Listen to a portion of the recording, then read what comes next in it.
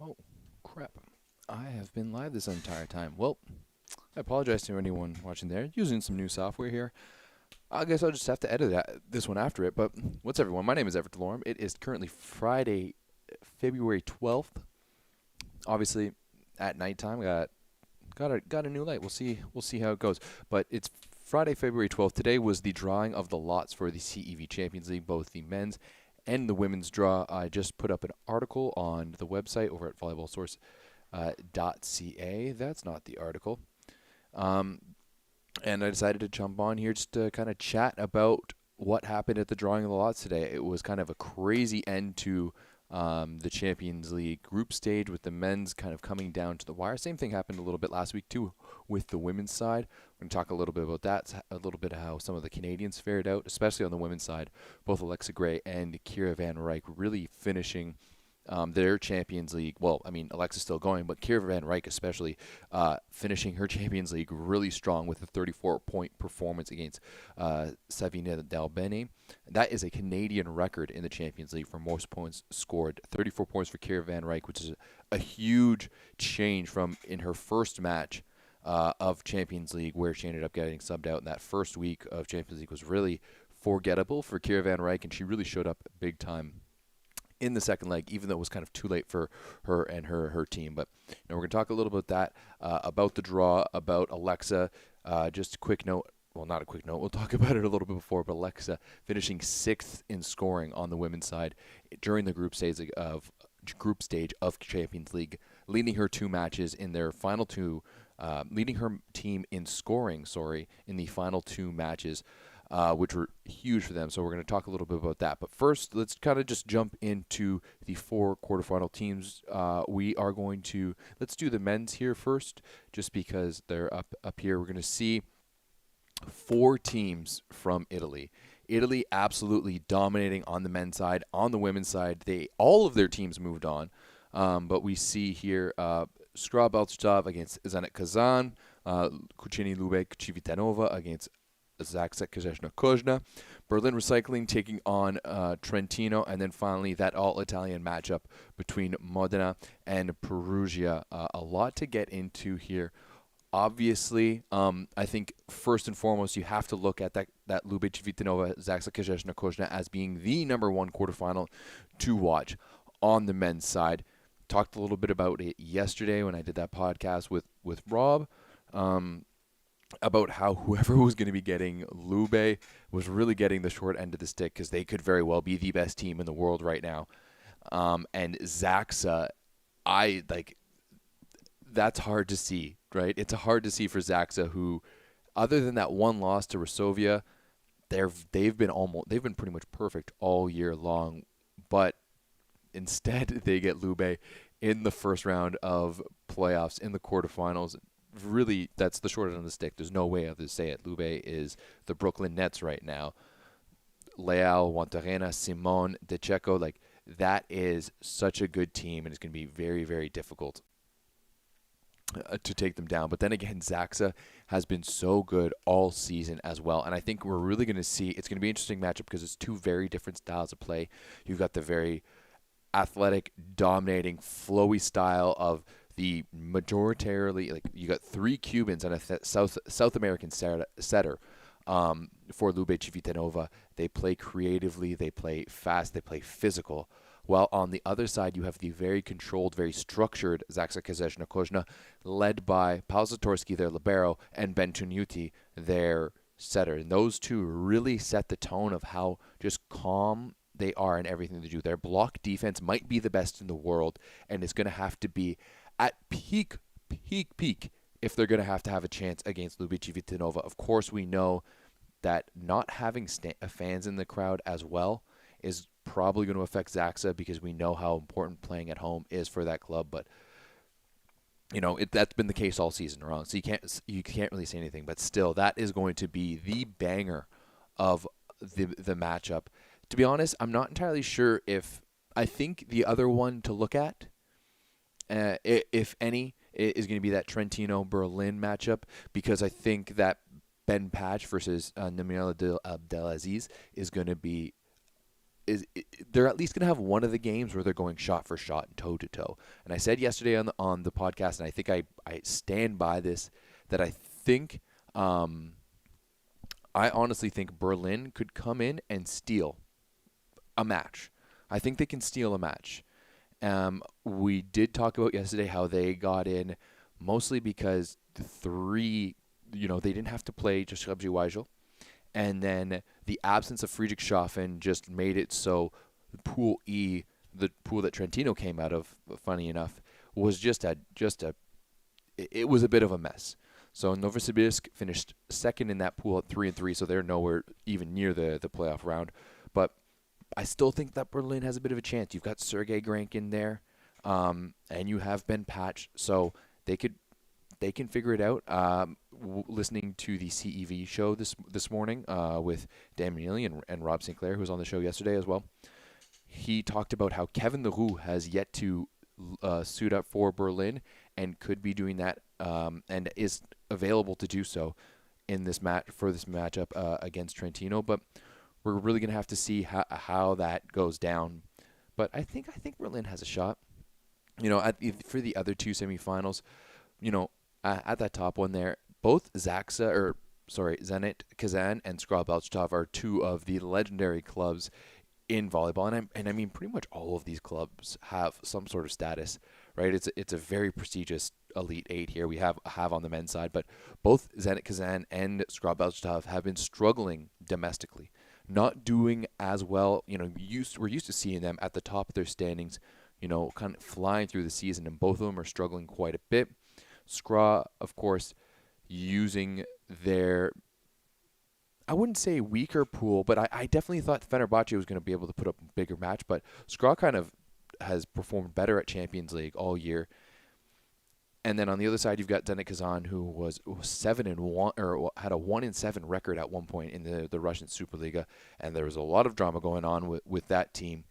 But it's kind of figured itself out. They looked really good last week. They picked up another win against Kuzbas recently in the Russian Superliga, so it looks like Zenit Kazan is starting to figure it out. And let's be honest, a Final Four without Zenit Kazan is just it seems weird. Skra, obviously, they've been there, but not at the same consistency as Zenit Kazan. And if you look at that roster too, they deserve to be there. Engapeth, Maxim Mikhailov, Volkov, Buko, the Alekno coaching still.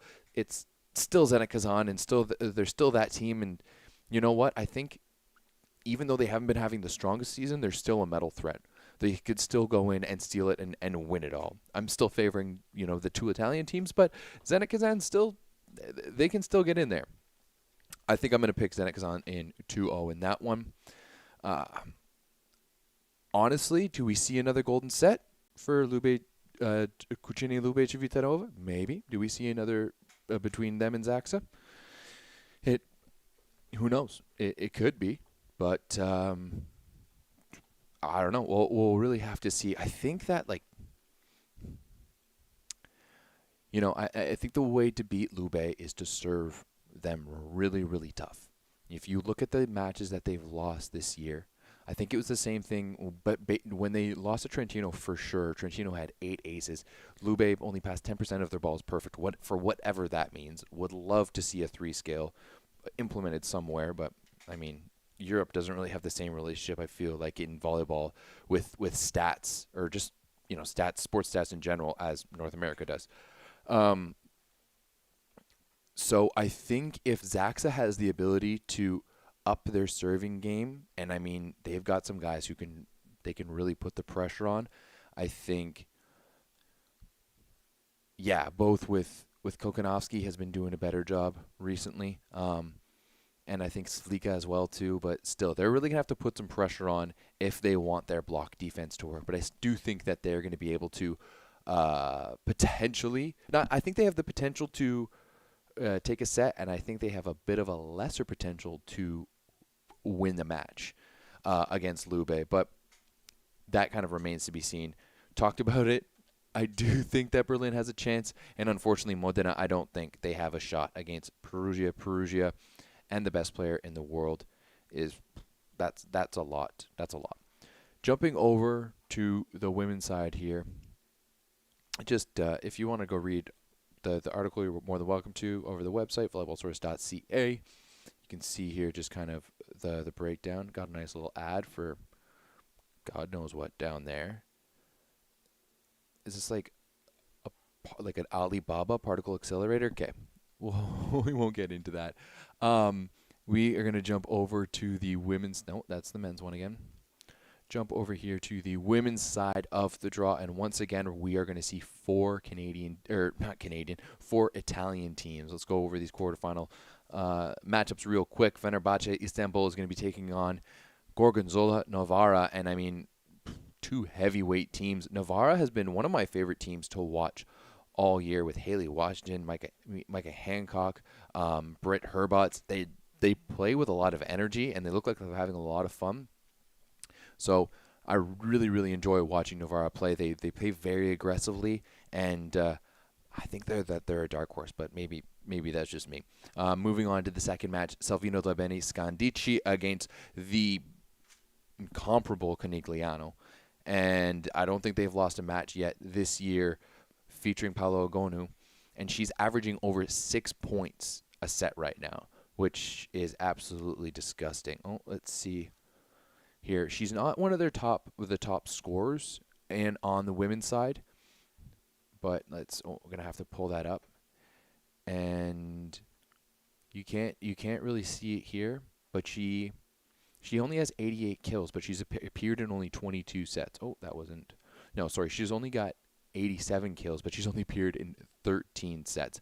But you can't really see. There we go, behind my head.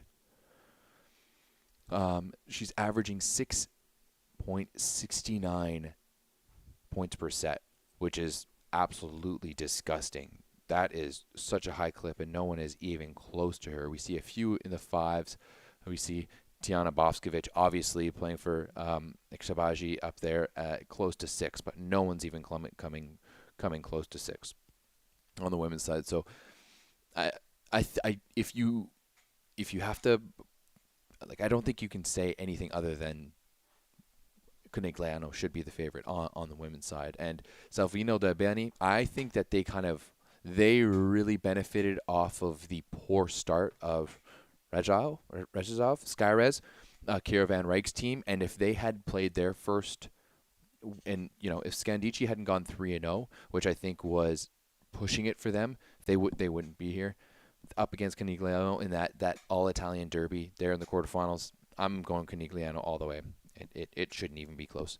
Down to the next one. This is where I think things can get very interesting, because Fenerbahce, yeah, very, very good team, but Vakufbank and Eksabaji, those are two teams that could legitimately push Canigliano, and basically we're setting it up for an all-Turkish semifinal and the other one with all-Italian, and I love it. I think that's going to be great. You know that Vakufbank and Eksabaji have some not bad blood, but that's one of the rivalries. They go toe-to-toe every year, whether it's Champions League, whether it's in the Sultan Liga in Turkey, and I mean we're going to see another epic semifinal against them most likely. Chemik Police from Poland, they are the only Polish team in the past few years to kind of make it into that playoff round, and they have been they are the reigning Polish champs. They started very, very poorly earlier this season. We saw Skyrez just absolutely going off, but as of today, pretty much they've switched, because the Chemik Police just beat Skyrez 3-2 in the Polish Cup quarterfinals just today. And I mean, Chemik is here in the quarterfinals and Skyrez isn't. So it's going to be interesting to see if they can push Vakufbank, but I don't think they can. It's just too much quality on that Vakufbank roster, and I'm going to be interested to watch that one. I think it could be the most interesting of the quarterfinals on the women's side. The next one is going to be interesting as well. Busto Ostrizio is currently basically led by Alexa Gray. I mentioned it a little bit before. Sixth in scoring in the group stage in Champions League. So big ups to Alexa Gray. 104 points, averaging 4.33 points per set, which is absolutely massive. Kira Van Rijk, just to talk about her a little bit, talked about how she set a Canadian record for the Champions League. with her 34-point performance against Dalbene, or Savino Dalbene Scandici. Someone's going to need to teach me what order we say these names, because depending where you look, it's all different.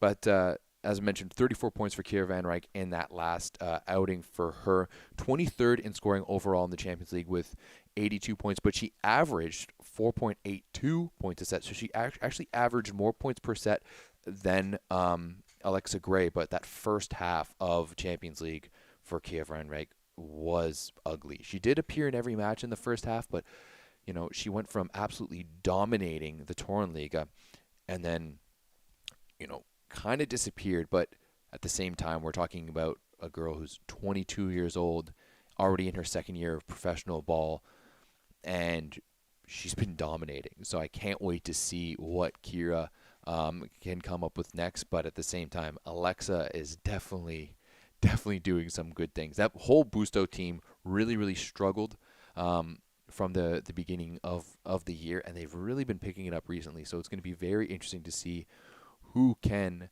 get the job done for them.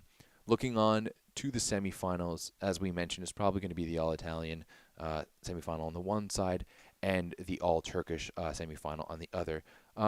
Just to talk about the semifinals real quick and when they're going to go down. We don't know the actual dates yet because teams have to figure it out. But the first set of matches, the quarterfinals, are going to be going down the February 23rd to 25th, so in about 2 weeks' time. The second leg, because it's a home-and-home series, is going to go down March 2nd and 4th. The semifinals we're going to see on March 16th through 18th, and then 23rd through 25th for the two legs, and with the superfinals happening on May 1st, only one match for the superfinals.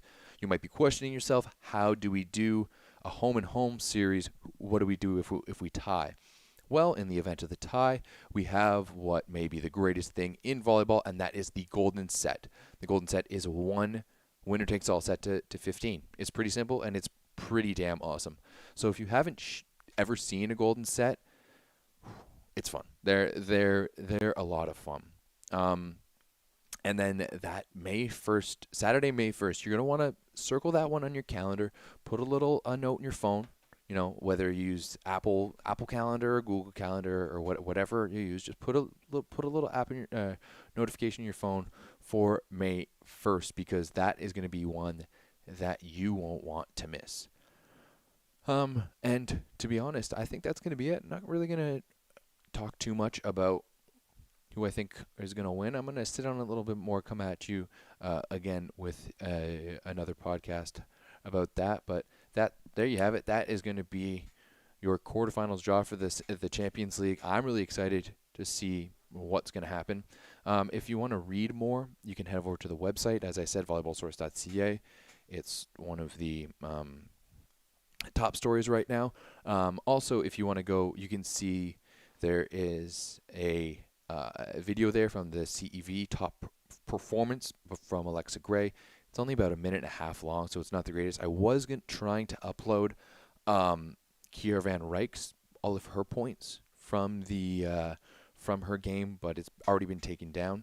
So I'm going to try to find trying to figure out how to get that for you guys. Maybe might just do a little bit of commentary over top of it, just to make sure that it doesn't get fully taken down again. But yeah, once again, guys, thank you very much for joining me tonight. My name is Everett DeLorme. If you have any questions, anything else, feel free to ask them in the comments. If you want to join our Discord chat, it's been growing. Every time I mention it in a podcast, we get two or three more people. And come in, join us. We literally got people from all over the world. Would love to have more women in the chat to represent that women's volleyball. But yeah, thanks.